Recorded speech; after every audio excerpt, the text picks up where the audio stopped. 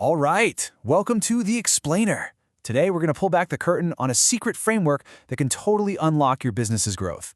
And it all starts with just one question, an answer that's going to reveal the single thing holding you back. You know, it's a story I hear all the time. So many entrepreneurs are just grinding, working harder than ever, but they feel like they're hitting a wall. They just can't seem to break through that revenue ceiling. They feel stuck. And the truth is, that feeling comes from one single critical mistake that almost everyone makes. See, here's the thing. The problem probably isn't that you're not working hard enough. It's that all that incredible effort, it's pointed in the wrong direction. Your business doesn't have 100 different problems, it just has one. Okay, so let's really dig into this idea. Business strategist Alex Hormozi, he just nails it with this classic analogy. Every single business, I don't care what size, what industry, has just one thing, a constraint or a bottleneck that's capping its growth at any given moment. And this is where it gets really interesting, because the implication here is huge. Think about it. If you pour all your energy into strengthening any link other than the weakest one, you get absolutely zero immediate growth. Yeah, you might have added some potential down the line, but the chain is still going to snap in the exact same spot. Real tangible growth, that only happens when you focus everything you've got on that one single weakest link.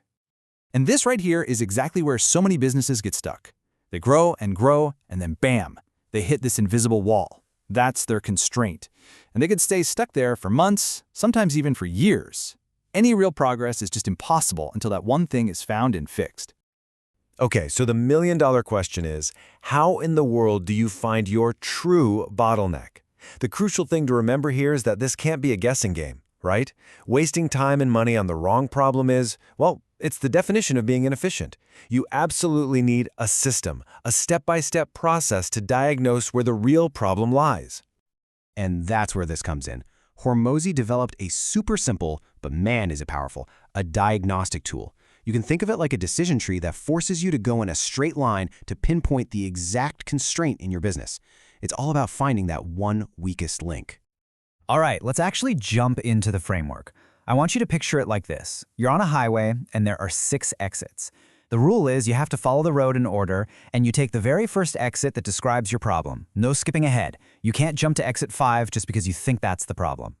So, here they are. These are your 6 exits, the 6 M's. You ask these questions one by one in this exact order. And the second you hit a yes, boom, that's it. You found your constraint. You stop right there, and you pour all your energy into fixing that one thing. First up, and honestly, this is the most important question of all. More. Can you simply do more of what's already working? If you have an ad that's profitable, or a sales script that converts, why aren't you just doing more of it? This is the highest return with the lowest risk you will ever get. Just keep doing it until it breaks. If the answer is, yeah, we could do more, then you're done. That's your constraint. Go do more. Okay, so let's say you can't do more. Let's head to the next exit on the highway. Metrics. Are you basically flying blind because you don't know your numbers? If you can't do more because you honestly don't know what's working and what isn't, then your constraint is your metrics. Your entire focus has to shift to tracking the absolute basics. How many leads you're getting, how many sales you're making, what are your costs. You just can't make smart moves without the data.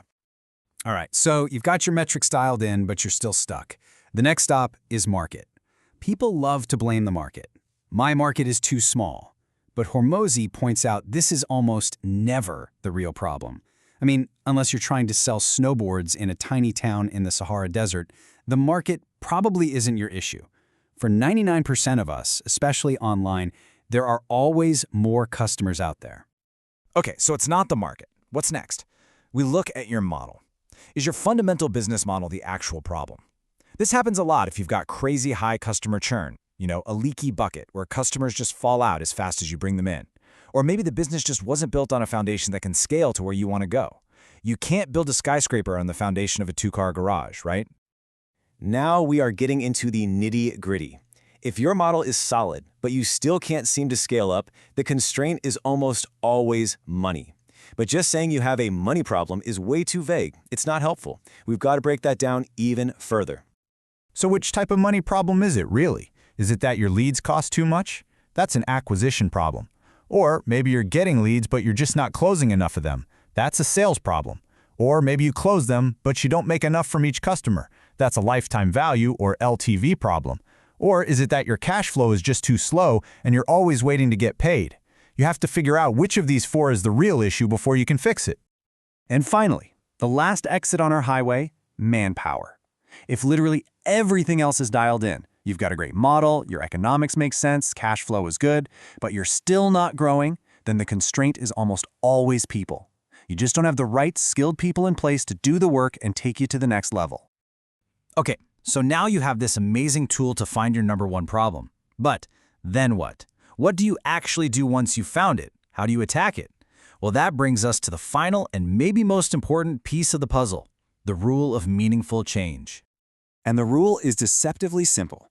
Hormoz's advice is this: don't even bother implementing a change unless you truly believe it can create at least a 20% improvement. Forget the little 1% tweaks and the marginal gains. You've found the bottleneck, now you gotta go for the big wins. And here's why that 20% rule is so critical. Anytime you change something in your business, doesn't matter how big or small, it costs you something. It creates chaos, it disrupts the flow, and it pretty much guarantees a short-term dip in your performance while everyone adjusts. So, if you're going to pay that price, the potential upside has to be big enough to be worth all that pain. A tiny 5% potential gain is just never worth a guaranteed 20% dip in performance. And this quote just sums it all up perfectly. As the entrepreneur, your number one job isn't to do everything, it's to be the chief allocator of resources. Your job is to decide where your very limited resources, your time, your money, your team's attention, are going to have the absolute biggest impact. And that means focusing them like a laser beam on that one single constraint. So that brings us to the end. And I have to ask you, after hearing all of this, what's your one thing? What is the one thing you're going to do differently tomorrow now that you know how to find your real constraint? This isn't just some interesting theory, you know? This is a roadmap. It's a direct path to action. Because the real secret to scaling isn't about doing more things. It's about doing more of the one thing that actually matters.